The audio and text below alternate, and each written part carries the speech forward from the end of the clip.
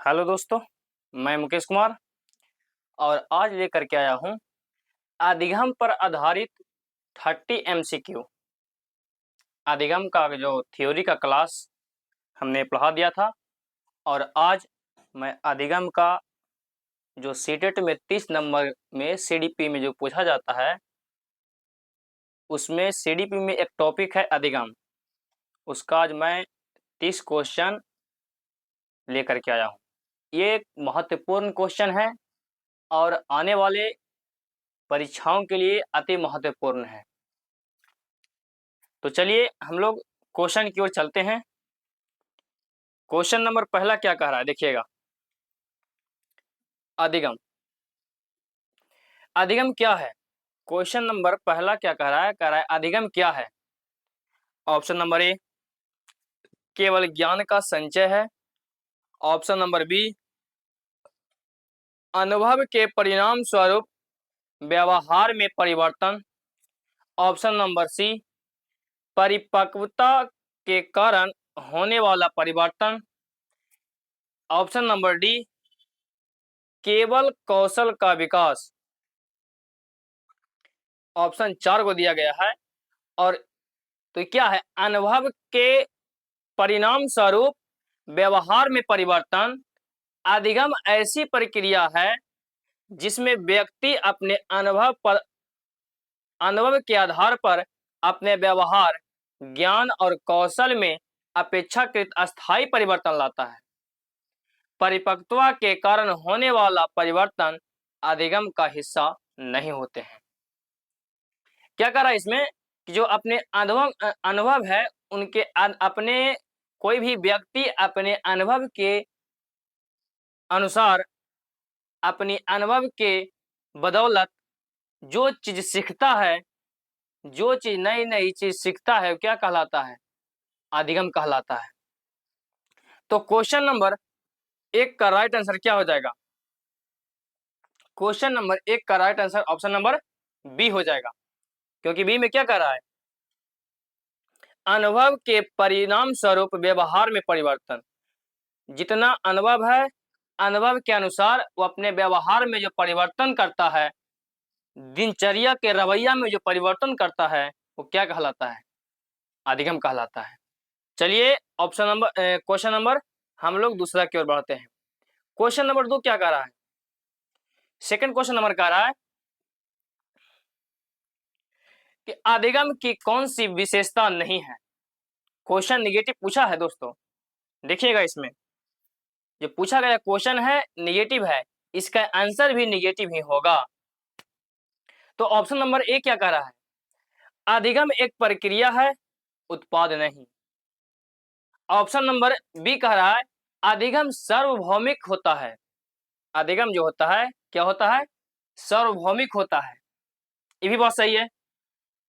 अधिगम एक प्रक्रिया है, उत्पाद नहीं। अधिगम जो है हम लोग उत्पाद का मतलब उत्पन्न नहीं करते हैं। अधिगम हम लोग अपने अनुभव के अनुसार सीखते हैं, उसी को अधिगम कहते हैं। दूसरा कह रहा है अधिगम सार्वभौमिक प्रक्रिया है। अधिगम जो है सार्वभौमिक, चारों दिशाओं से होती है।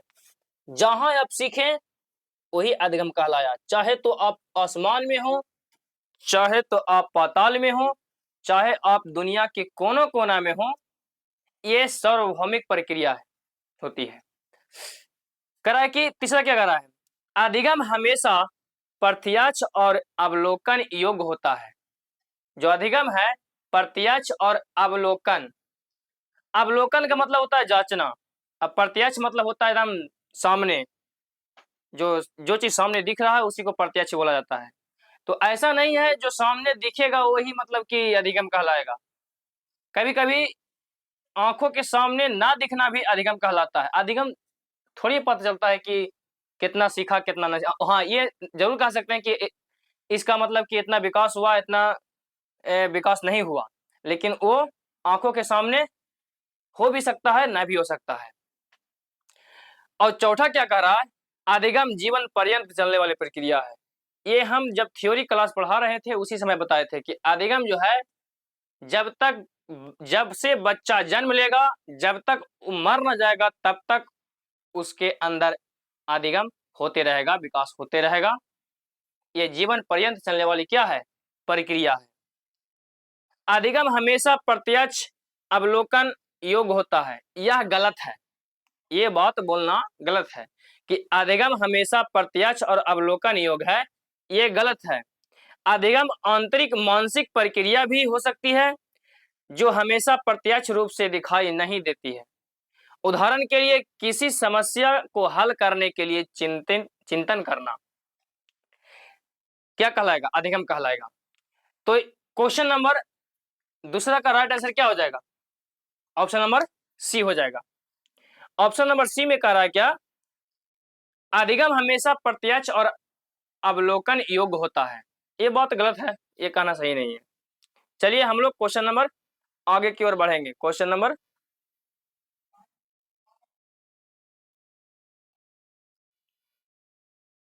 नंबर तीसरा की ओर चलते हैं। थर्ड क्या कहता है? थॉर्नडाइक से क्वेश्चन है। थॉर्नडाइक महोदय क्या बोले थे? कह रहा है थॉर्नडाइक के प्रयास एवं त्रुटि का सिद्धांत का दूसरा नाम क्या है? जो थॉर्नडाइक महोदय जो दिए थे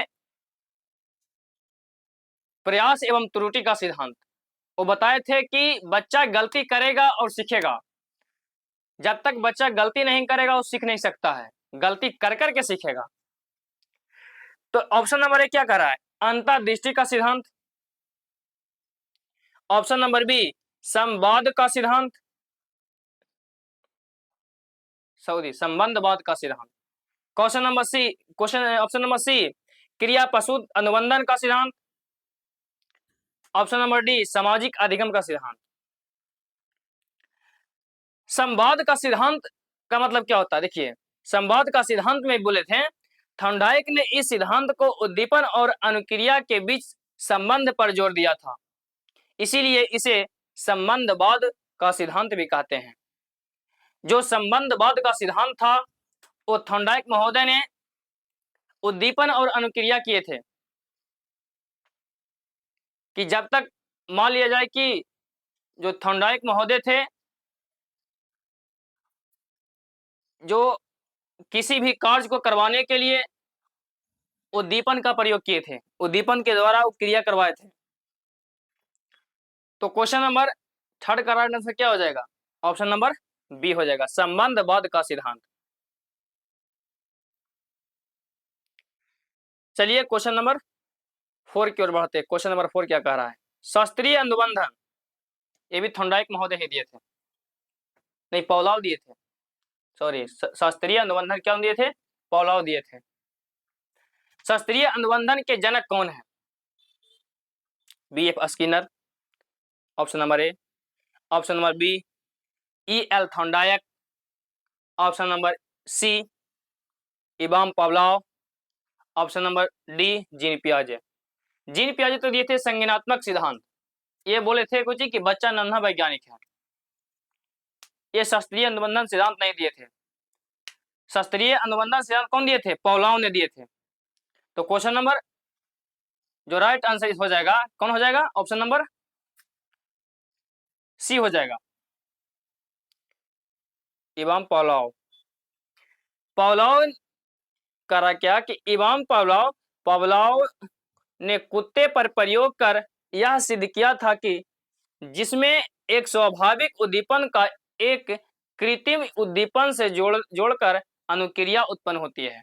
पावलाव महोदय ने एक कहा किए थे कि एक रूम में कुत्ता को बांध दिए थे, खुट्टा से बांध दिए थे और गेट के बाहर एक घंटी का मतलब घंटी बजाते थे और बजाने के बाद उसको कुत्ता को क्या भोजन मिल जाता था।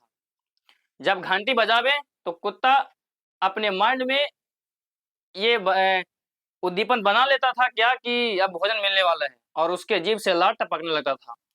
एक बार हुआ, 2 बार हुआ, 3 बार हुआ, उस प्रक्रिया बार-बार करने पर फिर क्या किया कि खाली घंटी बजाता था, खाना नहीं देता था।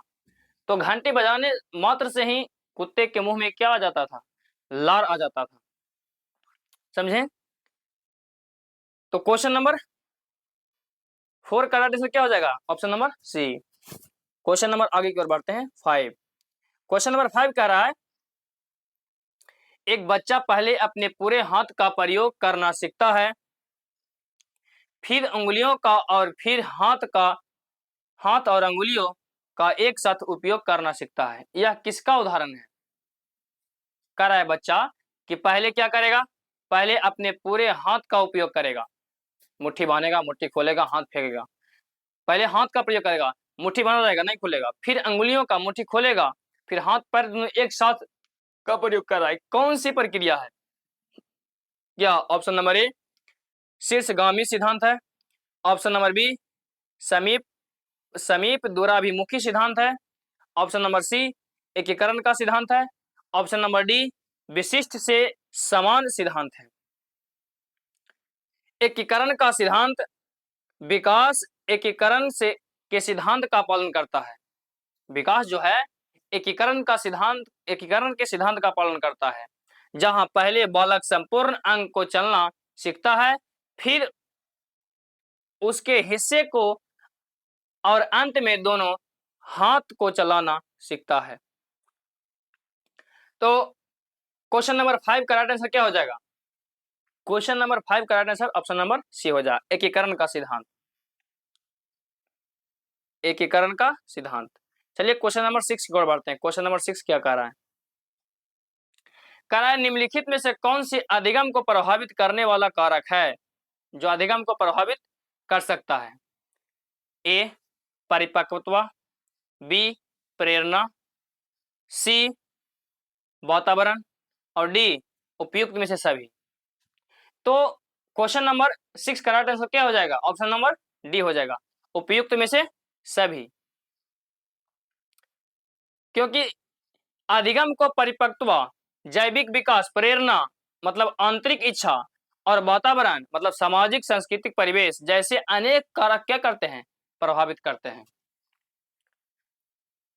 चलिए क्वेश्चन नंबर आगे की ओर बढ़ते हैं। क्वेश्चन नंबर 7 क्या कहता है? अधिगम का स्थानांतरण क्या होता है? जो अधिगम का स्थानांतरण का मतलब हुआ कि एक व्यक्ति से दूसरे व्यक्ति में। ऑप्शन नंबर ए जब एक स्थिति में सीखा ज्ञान दूसरे स्थिति में उपयोग में लाया जाए। व्यक्ति थोड़ा सीखा है और थोड़े उस सीखे हुए अपने ज्ञान से दूसरा काम को कर लेता है। ऑप्शन नंबर बी जब अधिगम बंद हो जाता है। ऑप्शन नंबर सी अधिगम के बीच कोई संबंध नहीं होता है। ऑप्शन नंबर डी जब कोई नया कौशल सीखने की आवश्यकता नहीं होती है। तो देखिएगा, जब एक स्थिति में सीखा गया ज्ञान दूसरी स्थिति में उपयोग में लाया जाता है। अधिगम स्थानांतरण का अर्थ है कि एक परिस्थिति में सीखा हुआ ज्ञान, कौशल या आदत दूसरी परिस्थिति में मदद करती है, बाधा डालती है। ये भी हो सकता है कि कभी कभी ज्यादा ज्ञान हानिकारक भी होता है, ज्यादा ज्ञान लेने से बाधा उत्पन्न हो जाती है। तो ज्ञान भी सीमित में ही लें, जरूरत के अनुसार ज्ञान का प्रयोग करें। तो क्वेश्चन नंबर 7 का राइट आंसर क्या हो जाएगा? ऑप्शन नंबर ए हो जाएगा। ऑप्शन नंबर ए में कह रहा है कि जब एक स्थिति में सीखा गया ज्ञान दूसरी स्थिति में उपयोग में लाया जा सकता है। बात सही है। अधिगम का स्थानांतरण का मतलब हुआ एक स्थान से दूसरे स्थान। स्थानांतरण का मतलब हुआ ट्रांसफर, ज्ञान का ट्रांसफर, अधिगम का ट्रांसफर। तो अनिगम का ट्रांसफर कैसे होगा? एक मतलब कि पहले से जो उसका ज्ञान है, बाद में वो दूसरा उसी ज्ञान को आगे बढ़ा करके दूसरी स्थिति में ले जाया जाता है। चलिए क्वेश्चन नंबर 8 की ओर बढ़ते हैं। क्वेश्चन नंबर 8 क्या कह रहा है? जीन पियाजे के संज्ञानात्मक विकास सिद्धांत के अनुसार एक बच्चे के लिए मूर्त संक्रियात्मक अवस्था की विशेषता क्या है?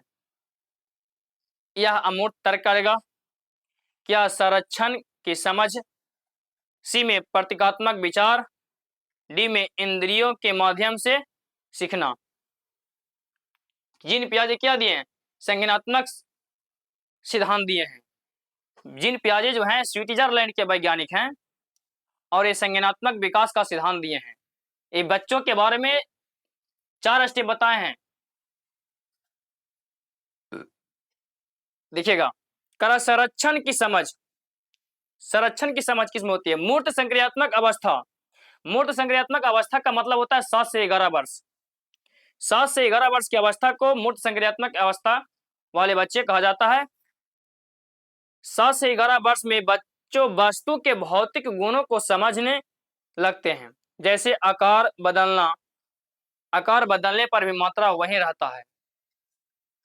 जैसे जो 7 से 11 वर्ष की अवस्था में जो बच्चा होगा, वो एक गिलास पानी को, वही एक गिलास पानी यदि कोई कटोरा में धर दिया जाए तो वो दोनों में फर्क नहीं कर पाता है। तो कहता है कि कटोरा में पानी ज्यादा है, गिलास में पानी कम है।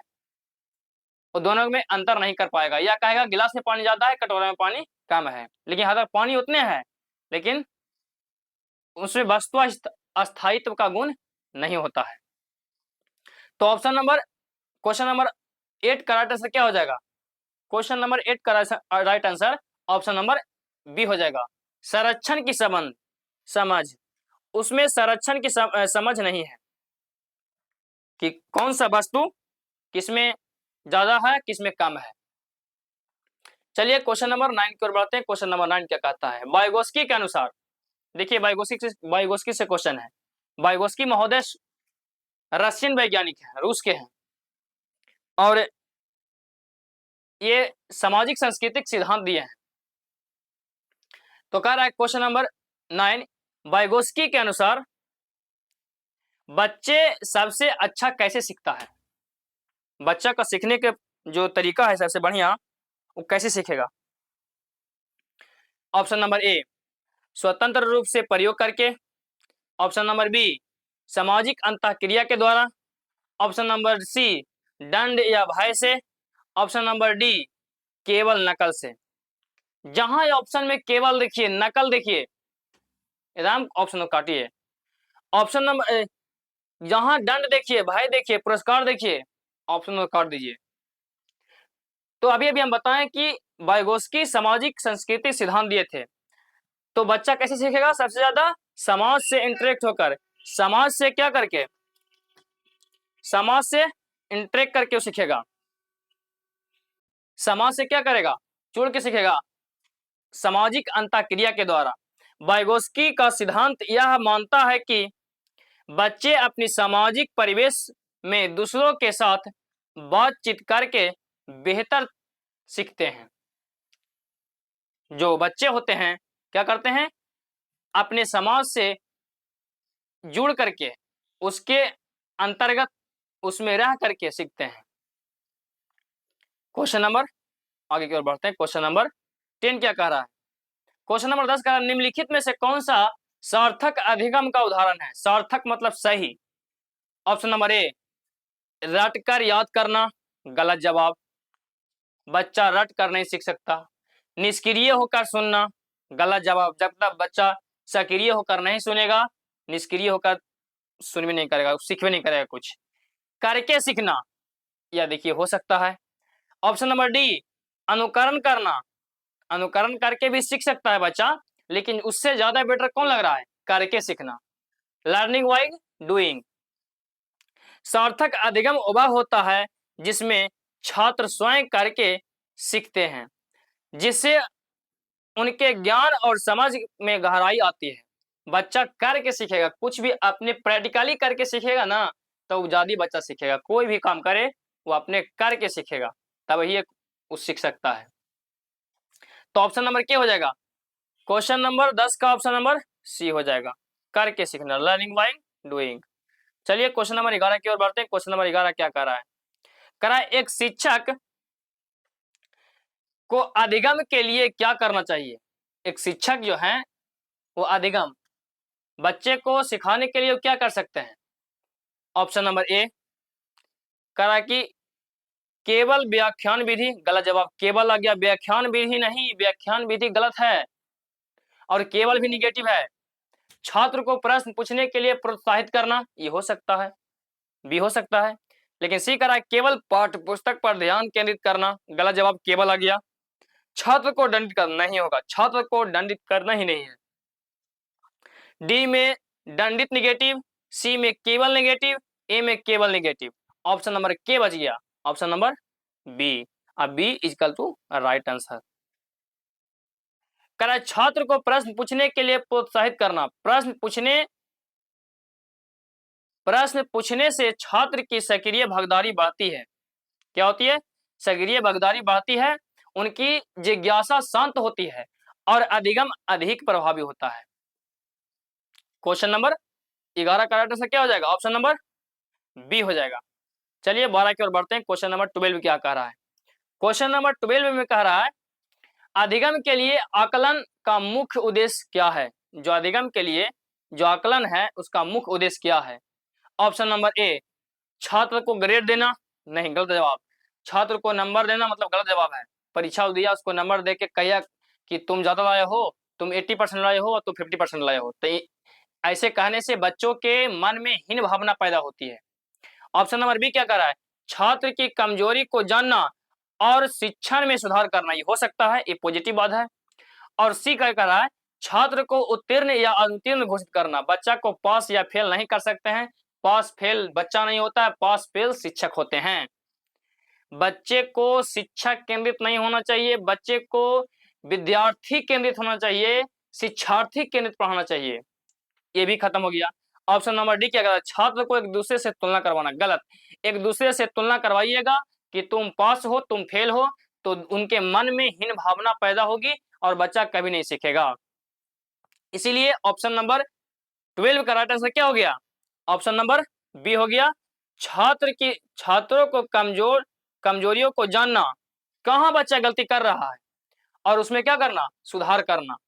छात्र की कमजोरियों को जानना और शिक्षण में सुधार करना। अधिगम के लिए आकलन का उद्देश्य छात्र को फीडबैक देना और शिक्षण विधि में सुधार करना होता है ताकि अधिगम प्रक्रिया को बेहतर बनाया जा सके।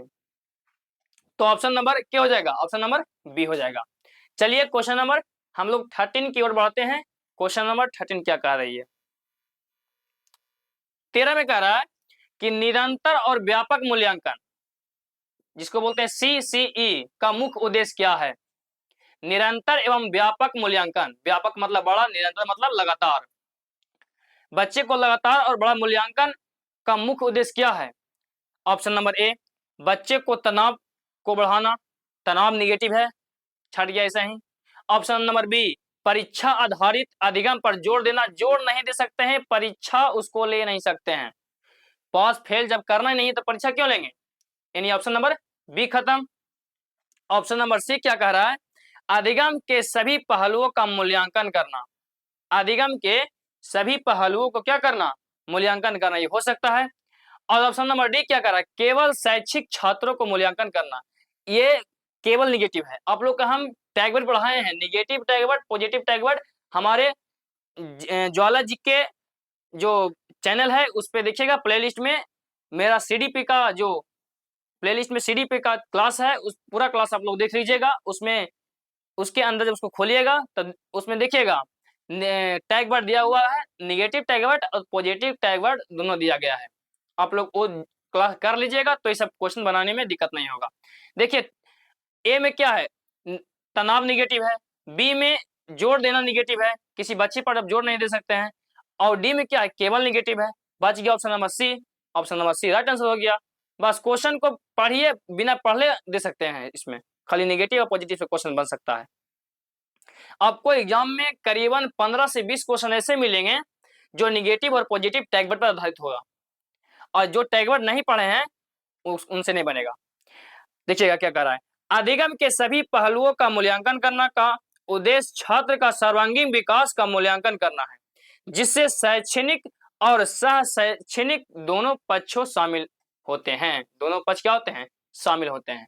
शैक्षणिक और सह शैक्षणिक दोनों पक्ष उसमें शामिल हो गए। चलिए तो क्वेश्चन नंबर क्या हो जाएगा? 13 का right answer option number C हो जाएगा। चलिए आगे बढ़ते हैं, क्वेश्चन नंबर 14 की ओर बढ़ते हैं। और क्वेश्चन नंबर 14 क्या कह रहा है? क्वेश्चन नंबर 14 कह रहा है एक बच्चा साइकिल चलाना सीखने के बाद स्कूटर चलाना आसानी से सीख लेता है। पहले वो बच्चा साइकिल चलाना जानता था और साइकिल चलाने के बाद वो क्या किया? मोटरसाइकिल मतलब स्कूटर चलाना आसानी से सीख गया। यह किस प्रकार का अधिगम स्थानांतरण है?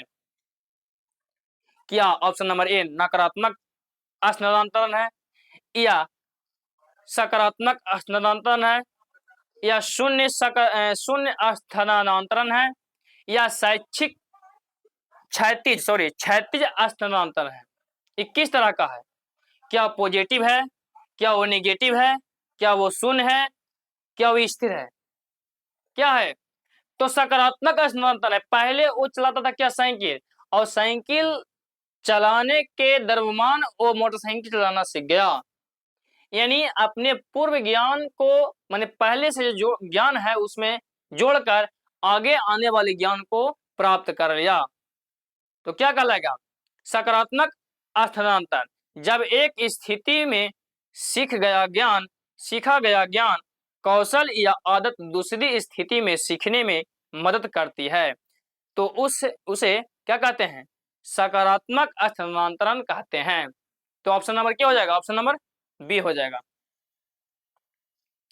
चलिए क्वेश्चन नंबर 50 की ओर बढ़ते हैं। क्वेश्चन नंबर 50 क्या कहता है? अधिगम अक्षमता का कार्य क्या है? आने वाले क्लास में हम आप लोग के क्षमता के बारे में बताएंगे। अक्षमता वाले क्लास नहीं हुई है, वो भी क्लास करवाएंगे। कह रहा अधिगम अक्षमता, क्वेश्चन नंबर 15 में लर्निंग डिसेबिलिटी का अर्थ क्या है? ऑप्शन नंबर ए, कुछ विशेष प्रकार की सीखने की समस्याओं से जूझना, शारीरिक रूप से अक्षम होना, सी में मानसिक रूप से कमजोर होना, डी में सामाजिक रूप से अक्षम होना। कुछ विशेष प्रकार के सीखने की समस्याओं से जूझना अधिगम अक्षमता का न्यूरोलॉजिकल विकार है जो पढ़ने, लिखने या गणित में विशिष्ट कठिनाइयों का कारण बनता है। जो जैसे अधिगम अक्षमता क्या है? एक न्यूरोलॉजिकल विकार है जो पढ़ने, लिखने और गणित में विशिष्ट कठिनाइयों के कारण होता है। तो क्या हो जाएगा? कुछ विशेष प्रकार की सीखने की समस्याओं से क्या होता है? जूझना होता है। तो ऑप्शन नंबर ए हो जाएगा। क्वेश्चन नंबर 50 का क्वेश्चन नंबर क्या हो जाएगा? 15 का ऑप्शन नंबर ए हो जाएगा। चलिए क्वेश्चन नंबर 16 कहते हैं प्रेरणा और अधिगम के बीच क्या संबंध है?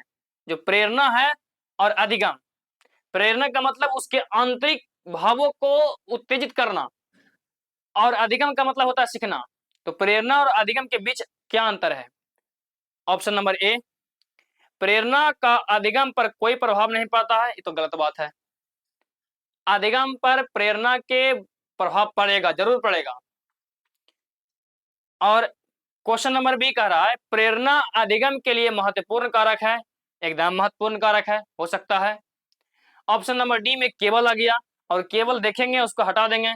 एकदम जैसे ही क्वेश्चन में केवल देखिए, आप ये ध्यान में रखिए कि ज्वाला जीके वाला सर जो है, मुकेश सर, वो बताए हैं कि ऑप्शन में केवल देखो काटना जी, लेकिन हाँ बशर्ते क्वेश्चन पॉजिटिव हो और ऑप्शन में केवल आ जाए, उसको एकदम आराम से काट के आगे बढ़ा जाना है।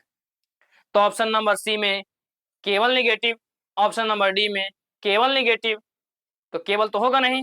तो ऑप्शन नंबर ए में क्या करें? अधिगम पर कोई प्रभाव नहीं पड़ता है, या क्वेश्चन पूछ रहा है पॉजिटिव, ऑप्शन है नेगेटिव, ये भी कर जाएगा। तो बच गया क्या? Option number B. Option number B क्या कर रहा है? प्रेरणा अधिगम के लिए एक महत्वपूर्ण क्या है? कारक है। बात सही है। प्रेरणा अधिगम के लिए महत्वपूर्ण कारक है। प्रेरणा छात्रों को सीखने के लिए प्रेरित करती है और अधिगम की प्रक्रिया को गति देती है, मोटिवेट करता है। प्रेरणा का मतलब होता है मोटिवेट करना। यदि कोई व्यक्ति अपने मानसिक स्थिति से, चाहे पारिवारिक स्थिति से, यदि कोई स्टूडेंट पढ़ नहीं पा रहा है, तो उसको टीचर को ऐसा थोड़ा सा मोटिवेट कर देना चाहिए। मोटिवेट करने से क्या होता है? उसको पढ़ने की इच्छा शक्ति जाग जाती है और अपने जीवन में वो आगे बढ़ जाता है। चलिए क्वेश्चन नंबर 16 का क्या हो जाएगा? ऑप्शन नंबर बी हो जाएगा। चलिए क्वेश्चन नंबर आगे की ओर बढ़ते हैं। Question number 70। क्वेश्चन नंबर 17 में क्या कर रहा है? क्रिया प्रसूत अनुबंधन के सिद्धांत के प्रतिपादक कौन थे? जो क्रिया प्रसूत अनुबंधन का सिद्धांत कौन दिए थे? तो ये तो BF स्किनर दिए थे। ऑप्शन में देखिए, मार दीजिए, उतना देखना क्या इसमें है। ऑप्शन क्या पढ़ना है? BF Skinner. स्किनर स्किनर ने इस सिद्धांत को विकसित किया था जिसमें व्यवहार को सकारात्मक और नकारात्मक पुनर्बलन द्वारा नियंत्रित किया जाता है। ये सब हम अधिगम वाला क्वेश्चन थ्योरी करवा दिए हैं, थ्योरी का क्लास हो गया तब क्वेश्चन करवा रहे हैं। तो क्या हो जाएगा? ऑप्शन नंबर बी हो जाएगा। 17 का ऑप्शन नंबर बी हो जाएगा। आगे बढ़िए क्वेश्चन नंबर 18। क्वेश्चन नंबर 18 क्या कह रहा है? निम्नलिखित में से कौन से अधिगम के लिए एक प्रगतिशील दृष्टिकोण है? प्रगतिशील मतलब होता है एक्टिव। प्रगतिशील कक्षा हो गया, प्रगतिशील दृष्टिकोण हो गया। प्रगतिशील कक्षा का मतलब होता है एक्टिव क्लासेस, एक्टिव वर्ग। तो ऑप्शन नंबर ए में क्या? शिक्षा केंद्रित, शिक्षा के केंद्रित शिक्षा, गलत जवाब। शिक्षा केंद्रित नहीं होगा, बाल केंद्रित होना चाहिए। पाठ्य पुस्तक केंद्रित शिक्षा नहीं, गलत जवाब। ये भी नहीं होगा, जो बुक में लिखा हुआ है वही पढ़ाना है, गलत बात, ये नहीं होगा। बाल केंद्रित शिक्षा ये हो सकता है, ऑप्शन नंबर डी हो सकता है, सॉरी सी हो सकता है। डी करा है परीक्षा केंद्रित, परीक्षा केंद्रित नहीं होना चाहिए। क्या होना चाहिए? बाल केंद्रित होना चाहिए, ऑप्शन नंबर सी हो जाएगा। बाल केंद्रित शिक्षा प्रगतिशील शिक्षा वाले केंद्रित बाल केंद्रित दृष्टिकोण का पालन करती है।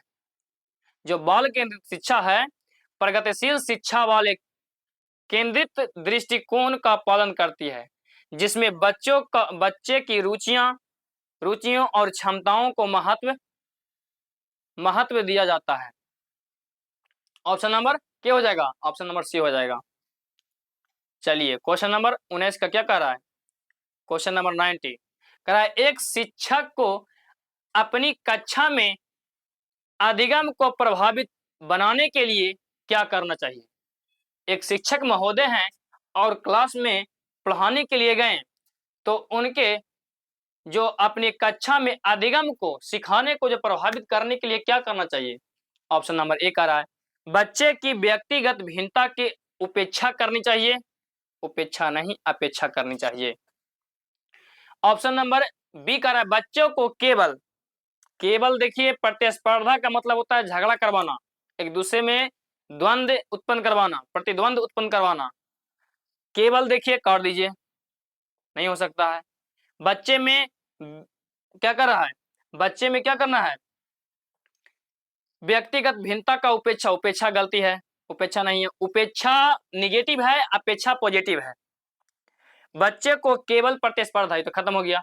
बच्चे को विभिन्न प्रकार की गतिविधियों में शामिल करना चाहिए, ये बात 101% सही है कि बच्चों को विभिन्न गतिविधियों में, हर कार्य में, हर क्षेत्र में शामिल करना चाहिए। और डी तो निगेटिव है, केवल है। केवल देखिए और खटक से काट दीजिए। कह रहा है बच्चे को विभिन्न प्रकार की गतिविधियों में शामिल करना, गतिविधियों में शामिल करने से बच्चे सक्रिय रूप से सीखते हैं, जिसे अधिगम अधिक प्रभावी होता है।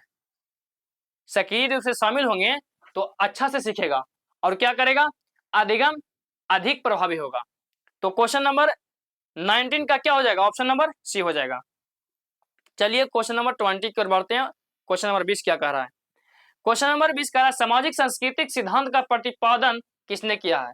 हम कई बार बताए हैं कि सामाजिक सांस्कृतिक सिद्धांत लाय वाइगोस्की दिए हैं, आंख मूनो और ऑप्शन नंबर सी मारो, कहा कि लाय वाइगोस्की दिए हैं। जीन पियाजे क्या दिए हैं? जीन पियाजे संस्कृति सिद्धांत दिए, सॉरी संज्ञानात्मक सिद्धांत दिए हैं। जीन पियाजे जो है स्विट्जरलैंड के वैज्ञानिक हैं और ये क्या दिए हैं? ये संज्ञानात्मक विकास का सिद्धांत दिए हैं। और ले वाइगोस्की कहाँ के वैज्ञानिक हैं? ये रूस के वैज्ञानिक है और ये सामाजिक सांस्कृतिक सिद्धांत दिए हैं। एरिक्सन जो है, एरिक्सन से क्वेश्चन बहुत कम आता है, लॉरेंस कोहलबर्ग से आता है, लॉरेंस कोहलबर्ग से भी क्वेश्चन आता है। तो क्या करा कि ले वाइगोस्की के अनुसार बच्चे समाज और संस्कृति के साथ अंतःक्रिया करके सीखता है। वाइगोस्की महोदय जो बताए हैं, क्या बताया है कि जो बच्चा जो है समाज से क्या करता है? जुड़ करके सीखता है। जितना समाज से कनेक्ट रहेगा उतनी चीज सीखेगा। चलिए क्वेश्चन नंबर 20 करेक्ट आंसर क्या हो जाएगा? ऑप्शन नंबर सी लाय वाइगोस्की। क्वेश्चन नंबर 21 की ओर चलते हैं। 21 में क्या कह रहा है? एक बच्चे की अधिगम में उसकी रुचि और जिज्ञासा की क्या भूमिका होती है? एक बच्चा जो है सीखने के लिए उसके रुचि, उसकी इच्छा और जिज्ञासा में क्या भूमिका है? ऑप्शन नंबर ए, ये अधिगम में बाधा उत्पन्न करता है। बाधा नहीं उत्पन्न करेगा, उसको सीखने की इच्छा है तो बाधा थोड़ी उत्पन्न करेगा वो। ऑप्शन नंबर बी, ये अधिगम को बढ़ावा देगा, ये हो सकता है, अधिगम को बढ़ावा दे सकता है। ऑप्शन नंबर सी क्या करा है, इनका अधिगम से कोई संबंध नहीं है। क्वेश्चन पॉजिटिव है, ऑप्शन नेगेटिव है, खत्म कीजिए, नहीं होगा, हो ही नहीं सकता है। ऑप्शन नंबर डी, ये केवल कुछ विशेष विषयों के लिए महत्वपूर्ण है। केवल आ गया, देखिए बार बार कहते हैं केवल क्या है, नेगेटिव है, और ऑप्शन क्या पूछ रहा है, पॉजिटिव पूछ रहा है। तो 21 का क्या हो जाएगा, ऑप्शन नंबर बी हो जाएगा। ऑप्शन नंबर बी हो जाएगा। ये अधिगम को क्या करेगा, बढ़ावा देता है। ये अधिगम को बढ़ावा देता है। रुचि और जिज्ञासा अधिगम के लिए आंतरिक प्रेरणा का काम करती है, जो सीखने की प्रक्रिया को तेज और प्रभावी बनाती है। तो ऑप्शन नंबर क्या हो जाएगा, बी हो जाएगा। चलिए ऑप्शन नंबर, क्वेश्चन नंबर 22 की ओर बढ़ते हैं। और क्वेश्चन नंबर 22 क्या कह रहा है, अवलोकन द्वारा अधिगम के सिद्धांत के प्रतिपादक कौन है? जो अवलोकन द्वारा अधिगम के जो सिद्धांत दिए हैं उसका प्रतिपादक कौन है? ये आंख मुनिए और मार दीजिए, अल्बर्ट बंडूरा। अल्बर्ट बंडूरा के बारे में हम आप लोग को बताए हैं जब अधिगम सिखा रहे थे। तो पॉलाओ ने दिए हैं, बी.एफ. स्किनर ने दिए हैं, जीन पियाजे संज्ञानात्मक सिद्धांत दिए हैं। अल्बर्ट बंडूरा जो हैं यह सिद्धांत दिए हैं जो लोग एक जो क्या करते हैं कि लोग दूसरों को व्यवहार का अवलोकन करके सीखते हैं, नकल करके सीखते हैं। देखिएगा बच्चा जो होता है जो एक दूसरे से क्या करता है, देख कर सीखेगा, नकल करके सीखेगा। जैसे बड़ा आदमी करेगा, बड़ा व्यक्ति उसके माँ बाप जिस तरीका से घर में व्यवहार करेंगे उसी तरह से बच्चा भी क्या करता है, देख करके सीख जाता है। चलिए क्वेश्चन नंबर 23 की ओर बढ़ते हैं। 23 क्या कह रहा है, अधिगम की सबसे अच्छी विधि कौन सी है? ये सब क्वेश्चन क्या है, पुलाव है, हलवा है, जैसी देखिए जैसे हम खटक से आंसर मारिए। पहला ऑप्शन नंबर ए में क्या है, ऑप्शन नंबर ए में रटना निगेटिव है, याद करना निगेटिव है।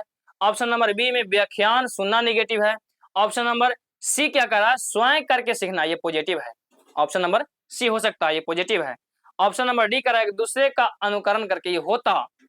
यदि स्वयं करके सीखना जब ऑप्शन में ना रहता तो दूसरों को अनुकरण करके सीखना, ये भी एक बात पॉजिटिव है, लेकिन इससे ज्यादा कौन है, स्वयं करके सीखना। बच्चा जब अपने खुद करके सीखता है तो ज्यादा अधिगम प्रभावित होता है। स्वयं करके सीखना सबसे प्रभावी अधिगम विधि है, क्योंकि इसमें छात्र की सक्रिय भागीदारी होती है और ज्ञान अस्थायी होता है। जो बच्चा अपने खुद करके सीखेगा वो दूसरा को सिखाएगा उससे अधिक सीखेगा अपने खुद करके। चलिए क्वेश्चन नंबर 24 की ओर बढ़ते हैं। और 24 क्या कह रहा है, कह रहा है बच्चों में समस्या समाधान कौशल को विकसित करने के लिए एक शिक्षक को क्या करनी चाहिए? जो बच्चा में जो समस्या को समाधान कौशल को विकसित करने के लिए, कोई भी बच्चा में जो समस्या है उसको सॉल्यूशन करने के लिए एक शिक्षक को क्या करना चाहिए? उन्हें केवल उत्तर बताना चाहिए, केवल आ गया, केवल निगेटिव है। जब भी ऑप्शन में देखिए केवल हटा दीजिए। रटने के लिए प्रोत्साहित करना चाहिए, रटना निगेटिव है, इसको हटा दीजिए। रटना आ गया, निगेटिव हो गया। उन्हें विभिन्न समस्याओं को हल करने को अवसर देना चाहिए, देखिए अवसर पॉजिटिव है। अवसर देना, बच्चे को बार बार अवसर देना क्या हुआ है, ये पॉजिटिव है। ऑप्शन नंबर सी हो सकता है। ऑप्शन नंबर डी कह रहा है कि उन्हें एक ही तरीके से सोचने के लिए कहना, नहीं, बच्चे को एक ही तरीके से कहने के लिए नहीं सोचना। उन्हें कहिए कि तुम उस क्वेश्चन को बनाने के लिए अनेक तरीका को सोचो, अनेक तरीका अपनाओ, एक ही तरीका से नहीं उसको बना सकता है, बनाने की विधि अनेकों तरीका है। तो ऑप्शन नंबर क्या हो जाएगा, 24 का क्या हो जाएगा, ऑप्शन नंबर सी हो जाएगा। उन्हें विभिन्न समस्याओं को हल करने के अवसर देना, इससे बच्चे को आलोचनात्मक चिंतन और रचनात्मक सोच विकसित होता है। बच्चे को बार बार अवसर देने से क्या होता है, उसमें आलोचनात्मक चिंतन और रचनात्मक सोच क्या होती है, विकसित होती है। चलिए क्वेश्चन नंबर 25 की ओर बढ़ते हैं। और क्वेश्चन नंबर 25 क्या कह रहा है, निम्नलिखित में से कौन सा अधिगम का सिद्धांत नहीं है? देखिए क्वेश्चन निगेटिव पूछा है, ध्यान दीजिएगा, यहाँ पे क्या है, नहीं है। और क्वेश्चन नंबर जो निगेटिव 25 का जो निगेटिव पूछा है उसका ऑप्शन क्या होगा, निगेटिव ही होगा। तो ऑप्शन नंबर क्या है, ए अंतर्दृष्टि का सिद्धांत, बी कह रहा है संबंधवाद का सिद्धांत, ऑप्शन नंबर सी आनुवंशिकता का सिद्धांत, ऑप्शन नंबर डी क्रिया प्रसूद अनुबंधन का सिद्धांत। तो इसमें क्या हो जाएगा, आनुवंशिकी का सिद्धांत। जो अधिगम का सिद्धांत इसमें नहीं है वो क्या हो जाएगा, आनुवंशिकी। सीखने से और उसके आनुवंशिकी से कोई लेना देना है नहीं। आनुवंशिकी सिद्धांत क्या करता है, आनुवंशिकी सिद्धांत आनुवंशिकी गुणों का हस्तांतरण से संबंधित है, ना कि अधिगम की प्रक्रिया से। अधिगम अलग है, आनुवंशिकी अलग है, दोनों अलग अलग है। तो इसमें क्या हो जाएगा, ऑप्शन नंबर सी हो जाएगा, आनुवंशिकता का सिद्धांत। चलिए क्वेश्चन नंबर 26 की ओर बढ़ते हैं। 26 क्या कह रहा है, अधिगम में पुनर्बलन की क्या भूमिका है। जो अधिगम है उसमें क्या कर रहा है, पुनर्बलन की क्या भूमिका है। ऑप्शन नंबर ए, या अधिगम को धीमा करता है, या अधिगम को बढ़ावा देता है, इसका अधिगम पर कोई प्रभाव नहीं पड़ता है, और ऑप्शन नंबर डी, यह केवल नकारात्मक हो। ऑप्शन नंबर डी में केवल निगेटिव, ऑप्शन नंबर सी में नहीं है, नहीं निगेटिव, ऑप्शन नंबर डी में धीमा निगेटिव, ऑप्शन नंबर सी बच गया, इसीलिए ऑप्शन नंबर राइट आंसर क्या हो जाएगा, ऑप्शन नंबर सी हो जाएगा। इसका अधिगम पर कोई सॉरी ऑप्शन नंबर क्या हो जाएगा, ऑप्शन नंबर बी हो जाएगा। यह अधिगम को क्या करता है, बढ़ावा देता है। सकारात्मक पुनर्बलन किसी व्यवहार को दोहराने की संभावना को बढ़ाता है, जिससे क्या होती है, अधिगम मजबूत होती है। क्वेश्चन नंबर क्या आगे की ओर बढ़ते हैं। क्वेश्चन नंबर 27 क्या कह रहा है, एक बच्चा जो स्कूल में सामाजिक संस्थाओं के माध्यम से सीखता है और वह किसका उदाहरण है। क्या प्राथमिक सामाजिक का उदाहरण है, सामाजिकरण का उदाहरण है, कि द्वितीय सामाजिकरण का उदाहरण है, कि निष्क्रिय सामाजिकरण का उदाहरण है, कि परिपक्वता का उदाहरण है, किसका उदाहरण है। तो ये द्वितीय सामाजिकरण का उदाहरण है। परिवार प्राथमिक सामाजिकरण का हिस्सा है, जबकि स्कूल क्या है, स्कूल जैसी संस्था द्वितीय सामाजिकरण का उदाहरण है। परिवार प्रथम गुरु कौन होती है, बच्चा का प्रथम गुरु उसका माँ होती है, इसीलिए परिवार प्राथमिक सामाजिकरण का हिस्सा होता है। यदि ऑप्शन नंबर क्या हो जाएगा, ए हो जाएगा, प्राथमिक सामाजिकरण का सिद्धांत। चलिए क्वेश्चन नंबर हम लोग 28 की ओर बढ़ते हैं। और 28 क्या कह रहा है कि एक शिक्षक को शिक्षण अधिगम प्रक्रिया में क्या अपनाना चाहिए। यदि बच्चा को सिखाना है तो शिक्षक को कैसी शिक्षण अपनाना चाहिए कि ताकि बच्चा आसानी से सीख सके। ऑप्शन नंबर ए कह रहा है कठोर नियम, गलत जवाब। कठोर नियम बच्चे के सामने लाना ही नहीं है। मानकीकृत निगेटिव है, हटा दीजिए। ऑप्शन नंबर डी में केवल निगेटिव है, केवल हटा दीजिए। यानी ऑप्शन नंबर सी क्या है, लचीला दृष्टिकोण। बच्चे के सामने ऐसा व्यवहार कीजिए, लचीलापन व्यवहार कीजिए कि बच्चा क्या करे, बच्चा आपको देखकर आपको टीचर ना मानते हुए आपको फ्रेंडली आपसे मिले और आपसे बातचीत करे और अपनी समस्याओं को हल करे। लचीला दृष्टिकोण अपने शिक्षक बच्चों की व्यक्तिगत भिन्नताओं के अनुरूप शिक्षण कर पाता है। तो क्वेश्चन नंबर 28 का राइट आंसर क्या हो जाएगा, ऑप्शन नंबर सी हो जाएगा। चलिए क्वेश्चन नंबर 29 की ओर बढ़ते हैं। 29 क्या कह रहा है, अधिगम की प्रक्रिया में त्रुटियों का क्या महत्व है। जो अधिगम की प्रक्रिया है उसमें त्रुटि का महत्व क्या है। अधिगम में देखिए जब तक बच्चा जो है गलती नहीं करेगा वो सीखेगा नहीं। देखिएगा ऑप्शन नंबर 1 क्या कह रहा है, एक कह रहा त्रुटि अधिगम का हिस्सा नहीं है, गलत जवाब। त्रुटि अधिगम का हिस्सा है, जब तक बच्चा गलती नहीं करेगा वो सीखेगा नहीं। यानी क्वेश्चन पॉजिटिव पूछा है, ऑप्शन निगेटिव ही हटा दीजिए, वो हो ही नहीं सकता है। फिर कह रहा है क्या, ऑप्शन नंबर बी, त्रुटियां बच्चे की अधिगम प्रक्रिया को समझाने में सहायक होती है, ये हो सकता है। ऑप्शन नंबर बी रहने दीजिए, आगे बढ़ते हैं। क्वेश्चन नंबर सी क्या कह रहा है, त्रुटि को के लिए बच्चे को दंडित करना चाहिए, नहीं, बच्चे को दंडित नहीं करना चाहिए। बच्चे को समझाइए, वो समझेगा, उसको दंडित नहीं कीजिएगा। ऑप्शन नंबर डी क्या कह रहा है, त्रुटियां बच्चे को अधिगम में बाधा उत्पन्न करती है, बाधा निगेटिव है, जैसे ही देखिए उसको हटा दीजिए। यानी ऑप्शन नंबर क्या हो जाएगा, ऑप्शन नंबर बी हो जाएगा। त्रुटियां बच्चे को अधिगम प्रक्रिया को समझने में क्या करती है, सहायक करती है।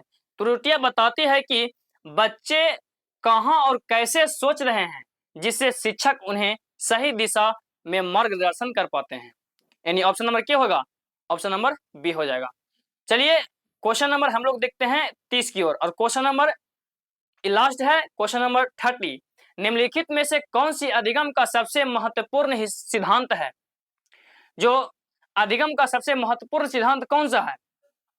ऑप्शन नंबर ए कह रहा है क्या अंतर्दृष्टि का सिद्धांत, ऑप्शन नंबर बी सामाजिक संस्कृति का सिद्धांत, ऑप्शन नंबर सी प्रयास और त्रुटि का सिद्धांत, और ऑप्शन नंबर डी कह रहा है सभी सिद्धांत का एकीकरण। सब हो सकता है, तीनों होगा, अंतर्दृष्टि का सिद्धांत भी होगा, सामाजिक संस्कृति का सिद्धांत भी होगा, और प्रयास और त्रुटि का सिद्धांत भी होगा। बच्चा प्रयास और गलती करके सीख सकता है, बच्चा समाज से क्या करेगा कनेक्ट होकर सीख सकता है, और बच्चा अंतर्दृष्टि कौन से भी सीख सकता है। कोई भी एक सिद्धांत अधिगम का जटिल प्रक्रिया को पूरी तरीका से नहीं समझ सकता। विभिन्न सिद्धांतों का संयोजन बेहतर समझ प्रदान करता है। तो देखिए क्वेश्चन नंबर 30 करेक्ट आंसर क्या हो जाएगा? ऑप्शन नंबर डी हो जाएगा। सभी सिद्धांतों क्या करता है? सभी सिद्धांतों का एकीकरण। तो ये था आपको अधिगम के लिए 30 MCQ। मिलते हैं अब नेक्स्ट वीडियो में। आज के लिए इतना ही है। Thank you so much.